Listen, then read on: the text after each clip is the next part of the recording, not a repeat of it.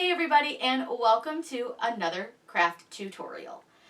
I am Corinne Blackstone. If you're new here, welcome to my craft room, and if you've been here before, welcome back. I'm really excited for today's video, but before we get started, be sure to hit that big red subscribe button down below. That will make sure that you don't miss out on any of the fun, crafty things we have going on. In today's video, I'm really excited to show you how to use Siser Glow in the Dark HTV with sublimation to make a fun glow-in-the-dark shirt. I will show you guys this little guy glowing. It's really fun, really cute, and it's super easy to do. What I love about this is that you can combine this using your Cricut, your Silhouette, and eventually the StarCraft Solo. I'm so excited for when this comes out. I can't wait for you guys to see that. But with this one, we're going to use the Cricut. But again, you can really do this on any of your machines, and you can do this on any of your Cricuts. So let's get started. I'm going to show you how to set this up, get it all pressed, and you're going to have a really fun shirt. Whatever we would do, we do it just for fun. We're going to get the glow-in-the-dark vinyl section set up first. It's really fun, really easy to do. So I'm going to use an image that I already uploaded, but you can really use any image that you want. I'm going to do this adorable little like Frankenstein unicorn because I just think he's really cute. So what you'll do is insert him into your Cricut Design Space.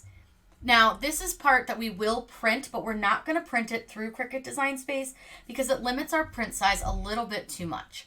So I know that I want to make him about 8.15 wide, and I know I just typed 2.5, but I think I want to go 1.5.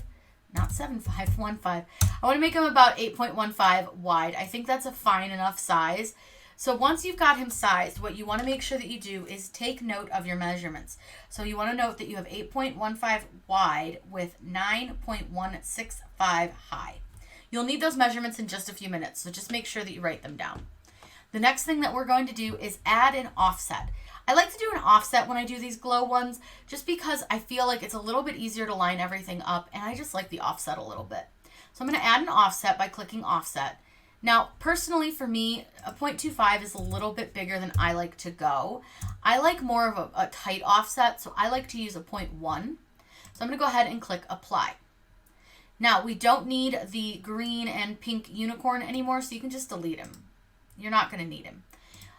Now, what I'm going to do is show you something that I see a lot of people run into. So I'm just going to go ahead and click Make It. Now, you'll see that we got a project incompatible error. It says this project is not supported by your current machine selection. To resolve, select OK and adjust affected layers. So I'm going to click OK. I see people ask this question a lot, like why is it giving me that error? Well, in this case, it's because it's set as a print and cut.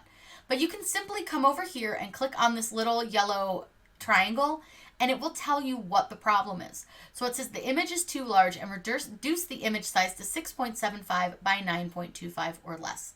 Those are your print and cut parameters per Cricut. So you want to make sure that if you're going to print and cut that you're within those, but we're not. We're actually going to do glow in the dark HTV. So I need to come up to the top where it says operation, and I want to change this to a basic cut. Now, because we are cutting on HTV, we do need to mirror our image. So what you're going to do is come here and go to flip, and you want to flip him horizontal. I prefer to mirror my image on my Cricut Design Space canvas rather than doing it on my mat. It gives it less chance of Cricut making a mistake. So I'm going to go ahead and click Make It. Now I am using my Maker 3, so it's going to ask me if I want to put it on a mat. I do because we're using Siser Glow in the Dark, and we're ready to go. Now, another cool thing that you can take a look is a super helpful resource from 143vinyl.com. If you look, you can see this little image that says resources. Click on that, and it's going to bring you up a whole bunch of options. But what we want is this first one, the material, cutter, and press settings. This lists all the materials that 143vinyl sells, and it has the cut settings, the heat settings, all of that. So we're going to click out here to download the file. The first two pages are adhesive vinyl, which we're not working with today. But what we want is the heat transfer vinyl, and it's all done alphabetically. So we're looking for Siser Glow. Right here, Siser Glow in the Dark. So on our Cricut, it's going to cut on the iron-on setting here, the everyday iron-on. And then here you'll see that you have silhouette setting options, Brother Scan and Cut, and StarCraft Solo is coming. Then we have our pressing temp and time. That is 305 degrees for 10 to 15 seconds. and our pressure level with our peel. So with this one, we need a medium pressure with cold or hot peel. So either one will work just fine. This is an excellent document and I highly recommend checking it out. The next thing that we need to do is do just a little bit of work in Inkscape. Even if you're new to Inkscape, you can do this. It's very simple, very, very easy. The first thing that I want to do is I'm going to go to my file and I want to go to document properties. That is just a way that you can make sure that your document is set up to US letter or whatever size paper you're using. So for me, I use US letter, which is 8.5 by 11. Go ahead and just close that out. We just need to make sure that it's set correctly. The next thing that we're going to do is go File, Import. And you're going to find the image that you want to use. So we're using this unicorn. Click OK. You don't need to worry about any of those settings. And you'll see now we have our little unicorn. Now remember I told you to look at those measurements and write them down. So when you get into your Inkscape, you're going to see a couple things that look a little bit different. So I'll reset them. So up here in the top, kind of in the center, you'll see a W for width, some numbers, a lock, the H for height, some more numbers, and mm standing for millimeters. First thing I want you to do, change that mm to in for inches. Next thing is click the lock. And finally, where it says width and you have whatever measurement that is, you want to change it to the measurement that you had in Cricut Design Space. So I have it as 8.15. You're going to double check that your height is correct and the same height that it is in Cricut Design Space, and mine was 9.165. Now you just want to arrange your design into the center of your paper. That looks pretty good. Now when using sublimation, you do want to make sure that you mirror your image. So what you're going to do is you can either just select your unicorn, and you'll see up here there's some buttons. One of them is flip objects horizontally. So you can just mirror him right there. But if that intimidates you or you just don't want to do it that way, that's okay. Because the cool thing is you can do a mirror setting in your printer. So what you're going to do is go to File and you're going to click Print. The first thing to do is make sure that you select the correct printer. I'm going to use my ST4000, which is one of my sublimation printers. Once you've selected the correct printer, click on Preferences. Under Preferences, you're going to take a look at these settings right here, paper type, quality, and color. I leave my paper type as the plain bright white paper. It works fine. Standard, I'm actually going to change to high, which is our quality setting, and then just make sure that color is selected. Then you want to go to More Options. My Epson printer has a high-speed setting, so I'm going to turn that off, and I'm going to turn Mirror Image on. So as you can see, you can mirror your image in your printer. I'm going to go ahead and click OK, and then I'm going to print this out. So one thing I want to caution you about is that glow-in-the-dark HTV looks just like regular white. So one thing you can do is use a really bright light. So I'm just going to use my cell phone flashlight, and I'm just going to hold it on top.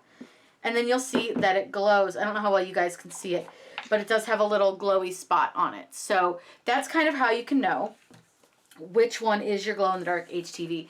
Now this does have a very shiny side and a very dull side, and actually if you look at them really close, one side looks just slightly green compared to the other. You want to put the carrier sheet side down onto your Cricut mat, and that is how we're going to cut our vinyl or our HTV. So I'm just going to place this down.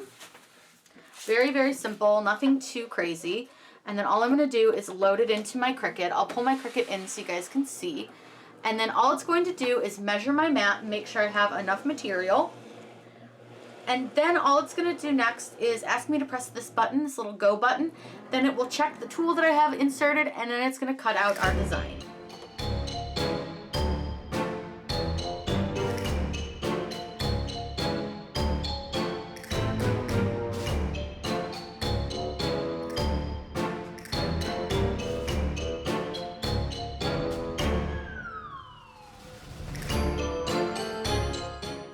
Once it's cut out, just go ahead and unload, and we'll go ahead and move this out of the way.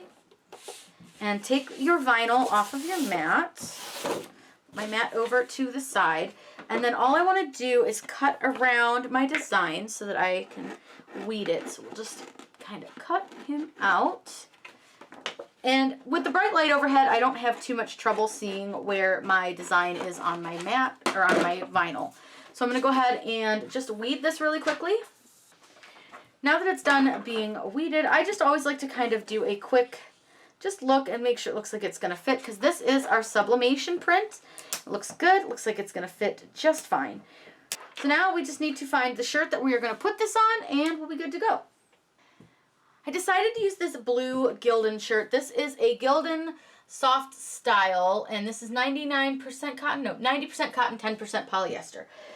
Cotton, polyester, doesn't matter on these, so it's really nice because you're sublimating onto the vinyl and not onto the shirt. So what I'm going to do is crease my carrier sheet so I know where center is. And I'm just going to line this up, and I go about 3 fingers down from the top of the shirt, and then I just sort of guesstimate that looks about centered. So we're going to press our glow-in-the-dark HTV first, and then we will add our sublimation print second.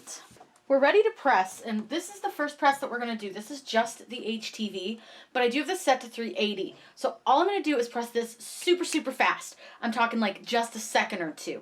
It'll adhere fine, and this really can withstand the heat. It's not ideal, but it will work. So what I'm going to do is go ahead and just do a quick press. I'm literally just pressing and lifting. That's going to be absolutely enough just to hold the HTV down so that we can peel off the carrier sheet. For the next part, we're going to line up our unicorn, but we are going to use some Caesar heat tape on this to hold it on and make sure that it stays in place. So this is just simple heat tape, and all I'm going to do, I can see through him enough to get him lined up pretty well. And I trimmed it really close so that it was a little bit easier for me to see if it was lined up. And you can see I'm just going to peel these back a little bit and just make sure everything looks pretty straight. This is not super duper easy, but you can definitely press down and see through your sheet to see if it looks lined up. Now do keep in mind that HTV does shrink a little bit. So what I'm going to do now is just put a little bit of tape. I left some tabs where I could kind of put some tape. And then the next important part is some butcher paper. So I'm just going to take my butcher paper. I'm going to fold it in half because I do like a thicker piece of butcher paper on top of this. And then we're going to press this for 35 to 45 seconds. Now I'm going to set my timer because I do still have it set to the original 15. So I'm just going to go ahead and press the up button. And I'm going to do mine for 40 seconds. Go ahead and hit set, and set one more time.